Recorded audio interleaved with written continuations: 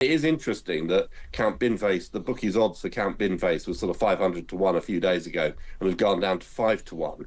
That doesn't suggest the bookmakers are entirely convinced there won't be an upset. Reform UK's deputy leader Richard Tice has told Times Radio Breakfast this morning that he's known the Cottrell family for many years, as today's Times reveals that police are investigating donations of totalling £500,000 by Fiona Cottrell to the party. She's the mother of the convicted fraudster George Cottrell, known as Posh George, who secretly bankrolled Nigel Farage. Here's Richard Tice. I've known the Cottrell family, my family have known the Cottrell family and the broader Hesketh family for 50 years. A very successful, aristocratic family. And, that's, as far as I'm concerned, she's a permissible donor. And that's the end of it. And this is a politically motivated smear campaign and we've heard that by point. People who wish us ill, and that's the beginning and end of it. And people can see it for what it is. Is George Cottrell a permissible donor? I understand he is. I've always understood he's always been. Well, let's speak to Oliver Wright, who's the Times policy editor. Morning, Oliver. Morning. Good to speak to you. So, Richard Tice this morning, a couple of interesting points that we just heard in that 34 seconds, actually, from that conversation. One is that he thinks George Cottrell, Posh George, is a permissible donor, that Fiona Cottrell is a permissible donor. But the other thing that's attracting a little bit of attention here is Reform UK's attempt to make this, man of the people versus the establishment, and he's talking about knowing an aristocratic family for the last 50 years. Yes, yeah. It's quite a sort of Trumpian playbook by the party, really, of, they've got these allegations, so what do? You go after the people that are making the allegations. You say that this is all a sort of establishment stitch-up, it's politically motivated, you've done nothing wrong, and you don't really address the substance of what's being claimed, or indeed really accept the legitimacy of the people that are investigating you. That's not necessarily the Times. That is, the parliamentary authorities who are looking into the £5 million donation from Christopher Harborne. The sort of sense you get from Reform is, they are insistent they've done nothing wrong, and anyone who possibly could question that is themselves motivated by malice against them. Yeah. I wonder what in terms of what we've learned from the latest reporting in the Times around these donations, the fact, the momentum behind the story, and I guess the concern it will be causing Reform UK, you have to look at it as a political scandal and ask, what is the way? Is there any way to draw a line under it? And is a by-election the right approach to that? I certainly don't think this by-election is the right approach to it. What Nigel Farage was hoping to do was, in some senses, lance the boil, call the by-election, get the Conservatives, Labour to stand against him, hopefully, and probably likely, win that by-election, and then say, well, we've had the by-election. So, if what happens when the Parliamentary Commissioner for Standards comes out and reports, and if he finds that, Farage should have declared that £5 million donation from Christopher Harborne, then he can say, well, look, we've already had the by-election. There's no point in rerunning it. We did it just a few months ago. Instead, and I don't think Farage anticipated this, all the major parties said, well, this isn't the by-election. We will stand even when there's a wrongdoing case against you, but this is just a gimmick and we're not going to play part in your gimmick.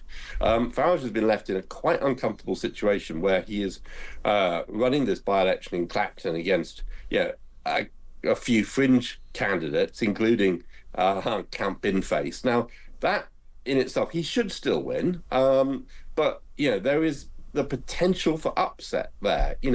If his sort of political opponents in Clacton all decide to sort of weigh in behind Count Binface, and if his own supporters don't really think it matters and don't vote for him, you could, and it's a really big could, see an upset. But it is interesting that Count Binface, the bookies odds for Count Binface was sort of 500 to 1 a few days ago and have gone down to 5 to 1.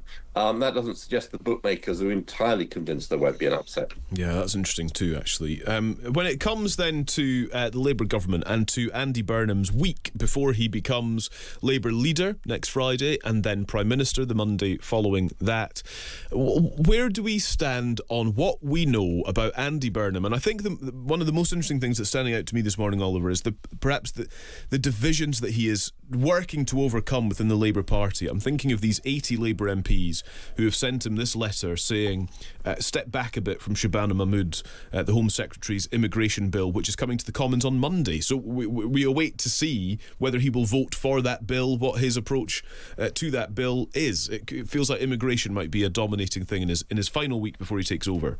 Yeah, immigration will be a thing in the week before he takes over. The issue here in particular is indefinite leave to remain, particularly plans by Shabana Mahmood to tighten up the rules around indefinite leave to remain, which has upset a large number of Labour MPs on the left of the party. Burnham himself has said during the Makerfield campaign, and indeed before that he is uncomfortable, particularly with this element of Mahmood's reforms. So I think you will see some degree of watering those down. Now, obviously, it won't happen immediately, but this is a piece of legislation that is going through both the House of Commons and the House of Lords. So there is plenty of opportunity for Burnham when he arrives in Downing Street to amend that. And then the question is, does he keep Shabana Mahmood in her job as Home Secretary? Could he give her another job? I mean, it's been talked that she would be a potential candidate for Chancellor. If there was another Home Secretary, it might make it slightly easier for him to change that piece of legislation. But I think Shabana Mahmood is well aware of where Burnham stands on this, and I think she realises that there is going to be a change of approach, at least on this issue. But I mean, I think more broadly, the issue of migration, both legal and illegal migration, is a real problem for the Labour Party. Burnham is probably more on the left than Sir Keir Starmer on this, but he is also aware, particularly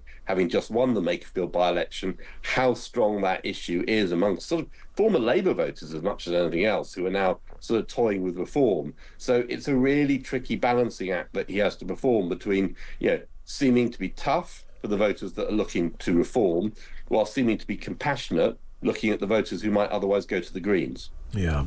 A couple of other stories that you've been reporting in the Times this morning as well then, Oliver. Labour being accused of manipulating NHS waiting lists. Explain a little bit more about how they're potentially making statistics tell whatever story they like. Well, I mean, you may remember, or listeners may just have entirely forgotten in the madness of the last few months, but at the time when Wes Streeting resigned from the government, was actually the day when the government hailed the fact that they had met their waiting times target early. And they Wes Streeting himself made a big deal about this, despite the fact that he'd left, and saying, our plan is working, is what he said at the time. Now, since then, interestingly, for the last 2 months, waiting lists have actually gone up. And what we've discovered is that the reason why they were able to hit that target back in May was because they basically put a large amount of money over the previous 2 months into clearing waiting lists. Now, that money obviously stopped because it wasn't in the budget for the whole year. And as a consequence, waiting lists have gone up. And you talk to experts in the health service, and they say, that kind of sort of short-term money can give you a little blip, but it can't deal with the problem more broadly. And I think that's what we're seeing. So the waiting time picture is less good than the government was wanted to suggest back in May. Very interesting indeed. Ollie, great to speak to you this morning. Thank you very much. Thanks. That's Times policy editor Oliver Wright. You can read his reporting. There's lots more besides. He's been writing about air conditioning units as well, which can be more efficient at heating homes than gas boilers. Read all of that with your digital subscription at thetimes.com.